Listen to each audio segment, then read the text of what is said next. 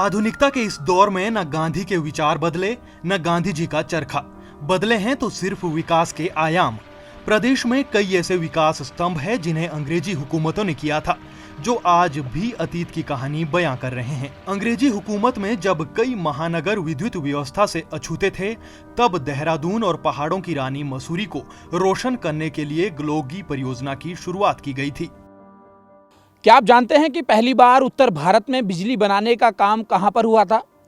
आज हम आपको ऐसे ही पावर प्रोजेक्ट की कहानी बताने जा रहे हैं, जिसकी बिजली से पहली बार उत्तर भारत रोशन हुआ था। ये देश की सबसे पुरानी विद्युत परियोजना है, जिसकी रोशनी से आज भी देहरादून और मसूरी जगमगा रहा है। परियोजना के लिए मसूरी में 1890 के दशक में ही काम शुरू हो गया था। अंग्रेजों ने विद्युत उत्पादन के लिए भारत में सबसे पहले मसूरी को चुना, और जिसके इतिहास को ग्लोगी पावर हाउस भी बयां कर रहा है।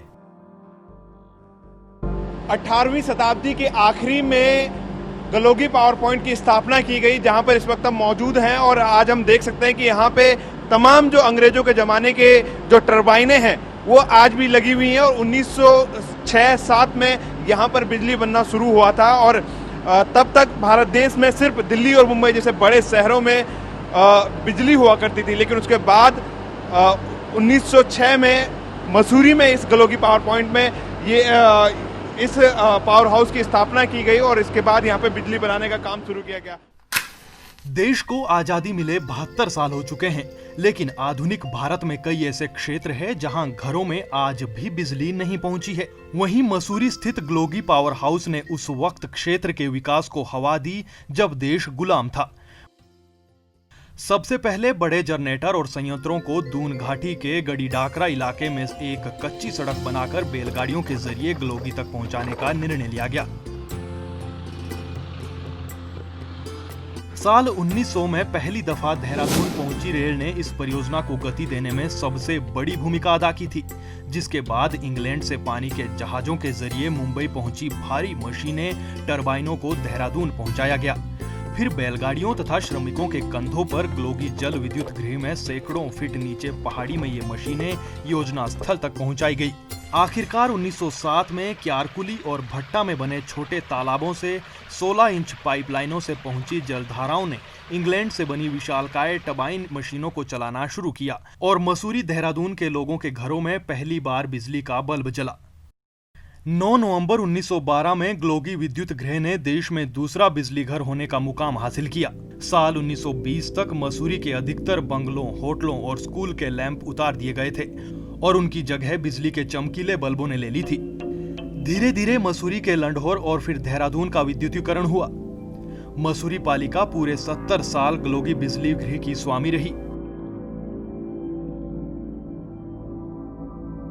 पहला म्यूनिसिपैलिटी थी इंडिया में जिसने अपना पावर हाउस बनाया, अपनी पानी बिजली योजना बनाई, और उससे बिजली प्रोड्यूस करके उसको कस्टमर्स को सेल किया। मसूरी देहरादून नगरों की बिजली की आवर्त आय से कभी मसूरी नगर पालिका उत्तर प्रदेश की सबसे धनी नगर पालिका मानी जाती थी। साल 1976 को उत्तर प्रदेश विद्युत परिषद ने बिजली घर सहित पालिका के समस्त विद्युत उपकरण अधिग्रहित कर लिए थे। हालांकि पिछले 35 सालों से जल विद्युत गृह ने कई उतार चढ़ाव देखे।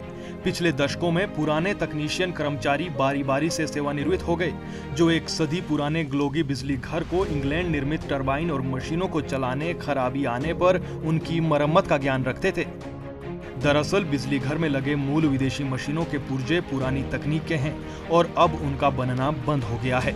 राज्य के गठन के बाद इसका नियंत्रण उत्तराखंड जल विद्युत निगम के हाथों में दिया गया है। अब इस ऐतिहासिक धरोहर को संवारने और नई पीढ़ी को इसके बारे में बताने की जरूरत है। ग्लोगी विद्युत गृह को तकनीकी इतिहास में गौरवशाली धरोहर की संज्ञा देते हुए और इसकी महत्ता बनाए रखते हुए वर्तमान में इस नवीनीकरण, आधुनिकीकरण व उच्चीकरण के कार्य प्रगति पर है। इस राज्य की गौरवशाली धरोहर है। 2400 घंटे लगातार खबरें देखने के लिए डाउनलोड करें ईटीवी भारत ऐप।